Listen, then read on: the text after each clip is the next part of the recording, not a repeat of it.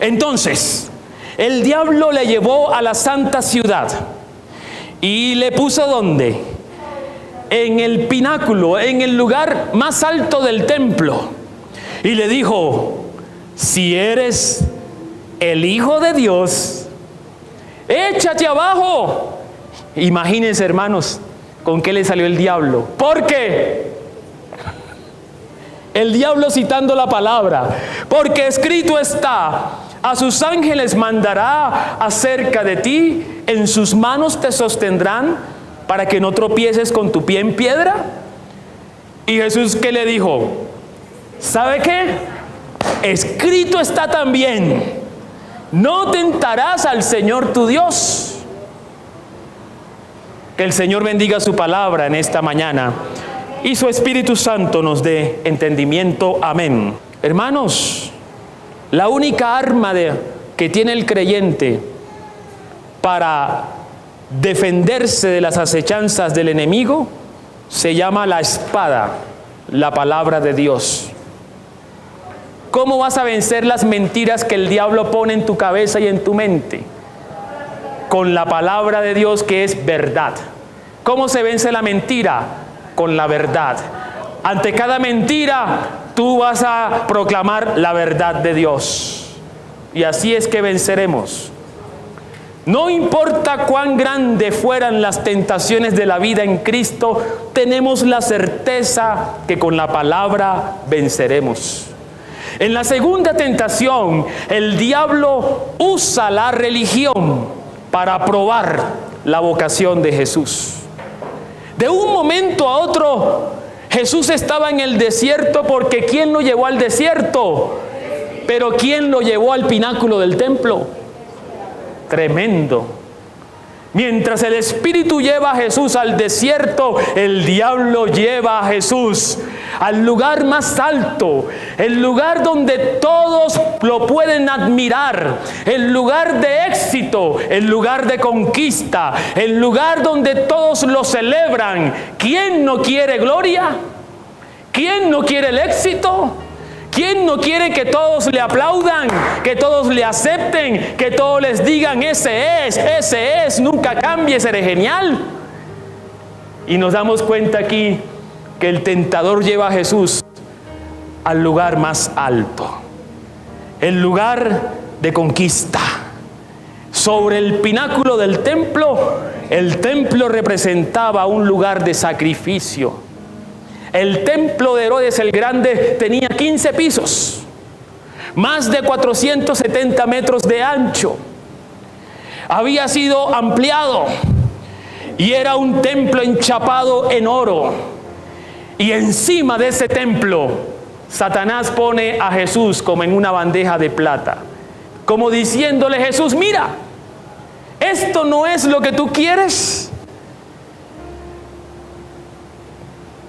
Eso también pasa en nuestra vida. Hay momentos en el que estamos en el desierto y queremos que el Señor nos lleve y nos ponga en el lugar más alto, nos prospere económicamente, nos dé el mejor trabajo, nos permita acumular los bienes y la riqueza de este mundo, porque allí algunos creen que está la estima y lo que define nuestra identidad. El Señor se glorifica sobre sus hijos y Él se glorificará en tu vida. Pero escucha esto: no habrá gloria sin sacrificio, porque la glorificación de Dios viene después de el sacrificio. Pero la mentira del diablo quería que Jesús llegara a la glorificación sin pasar por el sacrificio, sin pasar por la vocación para la cual fue llamado Jesús. Y eso también pasa en la vida cristiana. En la segunda tentación, el diablo entonces usa el templo, la cúspide del templo, el lugar más alto del templo. De un momento a otro lo saca del desierto y lo pone en un pedestal.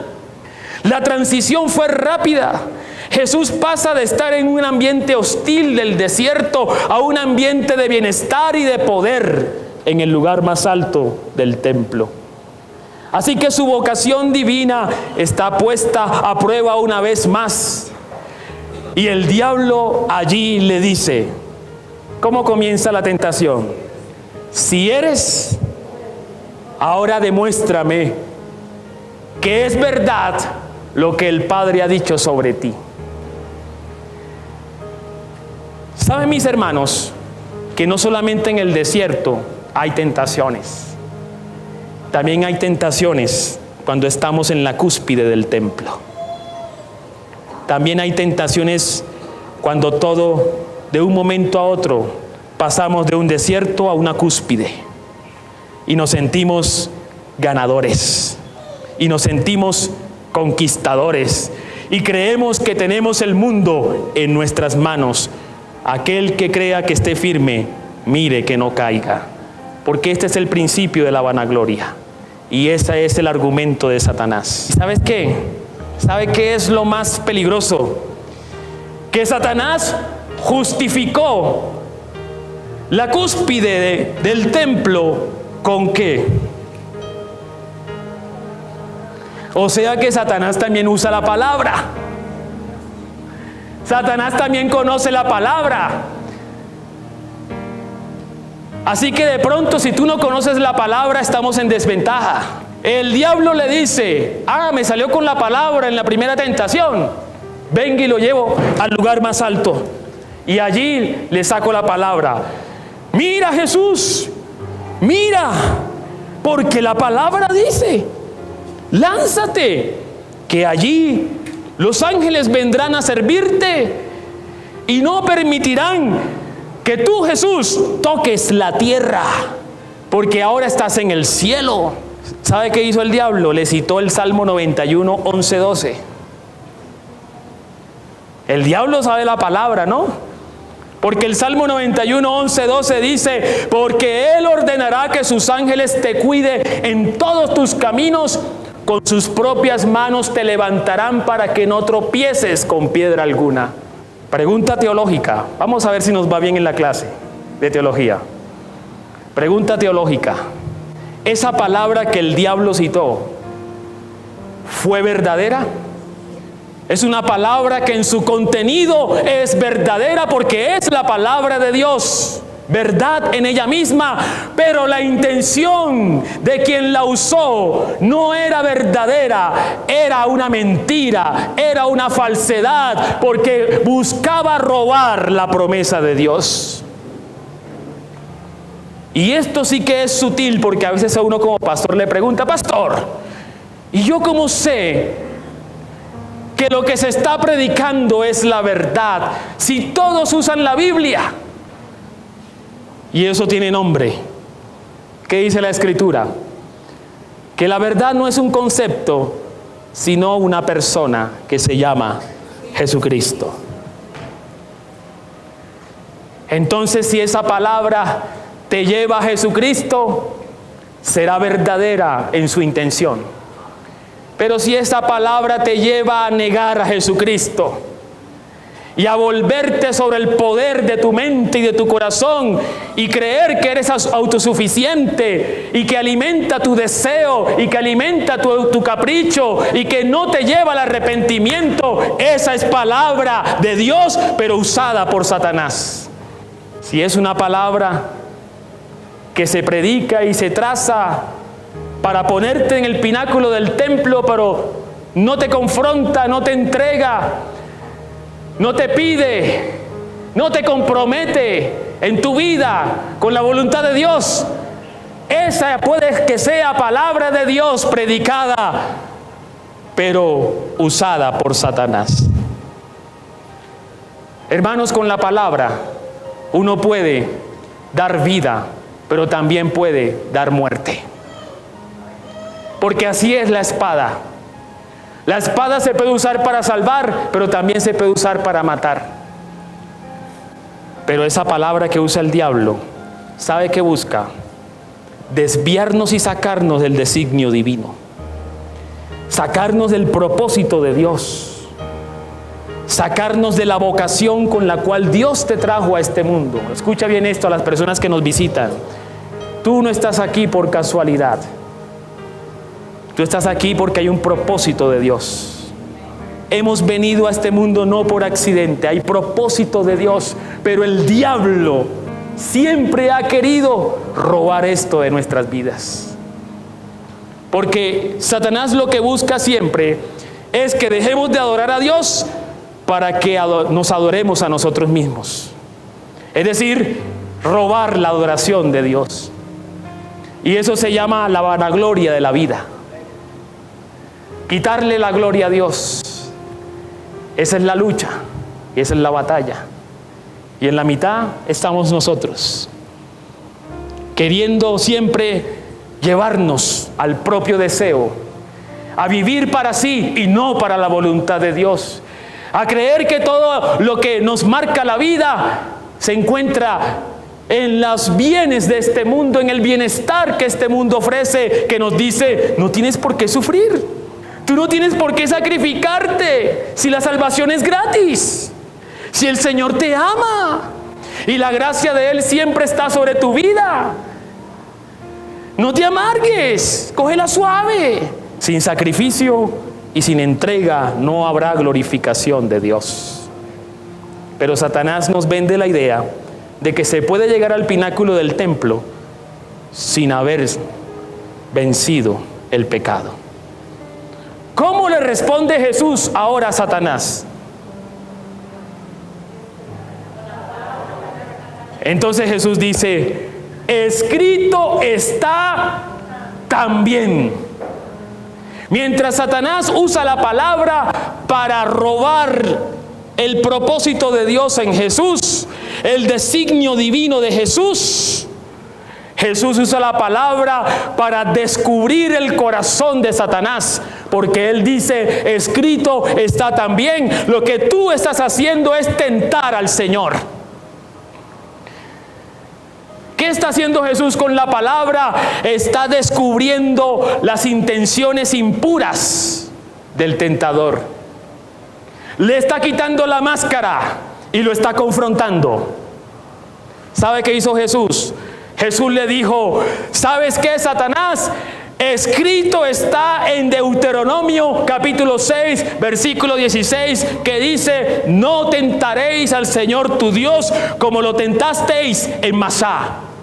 Y cuando Deuteronomio dice, no tentaréis al Señor tu Dios como lo hiciste en Masá, viene una pregunta que yo me hice y que ustedes se la están haciendo en este momento. ¿Cuál? ¿Y Masá qué es? Y Masá es un término hebreo que está en Éxodo 17, versículo 1 al 7. ¿Qué pasó en Éxodo 17? El pueblo de Israel también estaba en el desierto. ¿Y quién lo llevó al desierto? Dios a través de Moisés.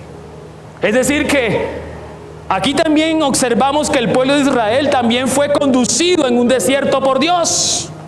Pero en el desierto, el pueblo de Israel comenzó a quejarse.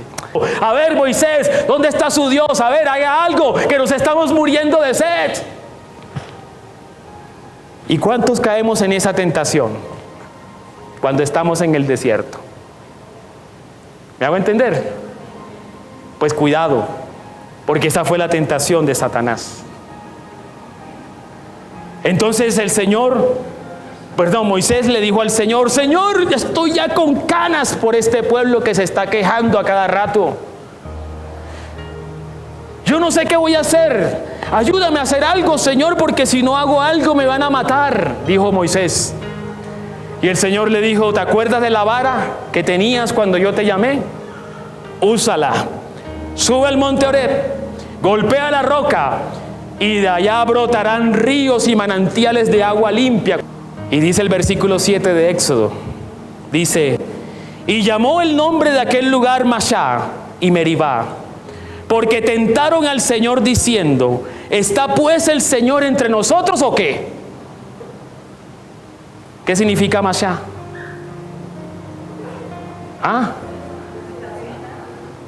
Es un lugar de tentación. ¿Sí? Colocar una prueba a Dios. A veces uno se encuentra gente en el camino de la vida que está poniendo a prueba a Dios, que lo está tentando. A ver, ¿ustedes qué es cristiano? A ver, ore a ver. Ore a ver si su Dios le sana. Esas son las palabras de Satanás. Quien no está conmigo está contra mí, dijo Jesús. Quien no está con Jesús está contra Jesús. Es decir, está del lado de Satanás. Y Satanás es el príncipe de este mundo. Así que este mundo y los pensamientos de este mundo están estructurados para que Satanás siga en su gobierno. Jesús citó la palabra. Hebreos 4:12 dice: la palabra de Dios es viva y eficaz y más cortante que toda espada de dos filos, y penetra hasta partir el alma y el espíritu, las coyunturas, los tuétanos, y discierne los pensamientos y las intenciones del corazón. Jesús usó la palabra para descubrir el corazón de este Señor. La palabra siempre debe ser trazada para la edificación de nuestra fe en la roca que es Jesucristo. Pablo advierte a Timoteo sobre el uso de la espada. Timoteo, segunda carta 3:15 dice: desde la niñez has aprendido las sagradas escrituras, las cuales te pueden hacer sabio para la salvación por la fe que es en Jesucristo. Toda la escritura es inspirada por Dios y útil para enseñar, para redarguir, para corregir y para instruir en justicia, a fin de que el hombre sea perfecto, preparado para toda buena obra. La palabra, cuando es trazada por la voluntad de Dios, siempre nos llevará a Cristo, a abrazar su cruz y a vivir en su resurrección, en la glorificación que el Padre hizo sobre el Hijo. Por eso debemos discernir con qué palabra es que vamos a vencer. ¿Con qué palabra? ¿Con qué palabra es que vamos a vencer las tentaciones? Porque el diablo también se disfraza de pastor y engaña a las ovejas. También usa la Biblia. Pero sabemos que su intención será separarnos del amor que es en Cristo Jesús. Pedro en su carta escribe sobre el espíritu maligno que hay entre los falsos maestros. Quiero decirle que en este tiempo hay muchas enseñanzas, hay muchas iglesias, hay muchos predicadores, conferencistas, motivadores en nombre de Cristo. Hay muchos profetas, apóstoles, hay muchos pastores que predican en nombre de Cristo, que usan la palabra, pero no todos son verdaderos. Por algo la Escritura dice: Señor, pero en tu nombre yo prediqué, eché fuera demonios, hice campañas de milagros y prodigios en tu nombre, hubo sanidades, llegué al pináculo del templo, todos me aplaudían, todos me reconocían, todos me oían en todas partes del mundo. Señor, aquí estoy, heme aquí tu siervo. Y el Señor estará buscando en su tablet: ¿cómo es su nombre? Disculpe, Señor, pero mi Padre no le conoce. Porque Jesús dijo: por sus frutos sabréis si es un árbol de mango o no. Solo por los frutos sabremos quién es quién. Podemos decir que la mentira es pecado, pero si mi vida practica la mentira, no soy de Cristo. Y las ovejas deben discernir, porque el tentador también está en las iglesias. Pedro en la segunda carta, capítulo 2, versículo 1 dice: pero hubo también falsos profetas entre el pueblo, como habrá entre vosotros falsos maestros. Los falsos maestros, ¿de dónde salen? Del mundo. salen de la iglesia, del cuerpo de Cristo. Introducirán encubiertamente herejías destructoras y aún negarán al Señor que los resucitó. Es decir, robarán la gloria de Dios para buscar la gloria de la persona. Introducirán entonces herejías, atrayendo sobre sí mismo destrucción repentina. Muchos seguirán las disoluciones de estos maestros, por causa de los cuales el camino de la verdad será blasfemado. Muchos seguirán entonces esto, y por avaricia estos maestros harán mercadería de ustedes con palabras fingidas. Sobre los tales ya de largo tiempo la condenación no se tarda y su perdición no se duerme. Segunda de Pedro capítulo 2 versículo 1. Quiero decir con todo esto, hermanos,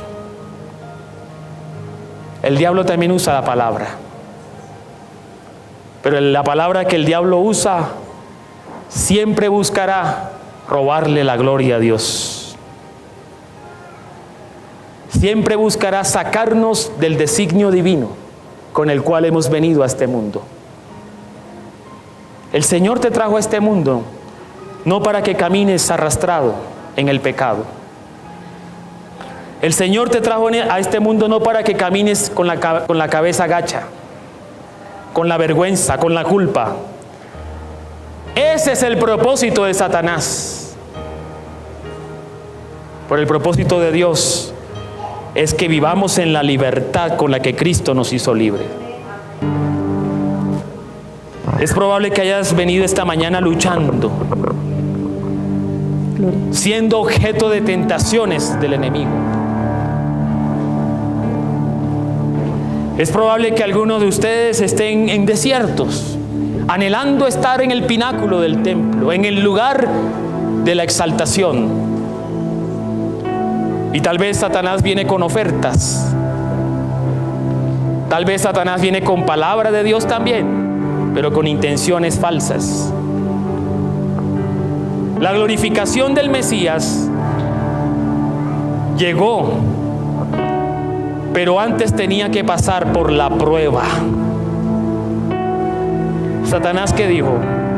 Jesús, lánzate, porque dice la Escritura que Él enviará ángeles. Jesús no cayó en la tentación. Fue tentado por primera, por segunda y por tercera vez en este pasaje. Escucha lo que dice el pasaje. Escucha. Dice el pasaje que después que pasó la tercera tentación, versículo 11. Después de todas las tentaciones, el pasaje dice, el diablo le dejó, y he aquí vinieron ángeles y le servían.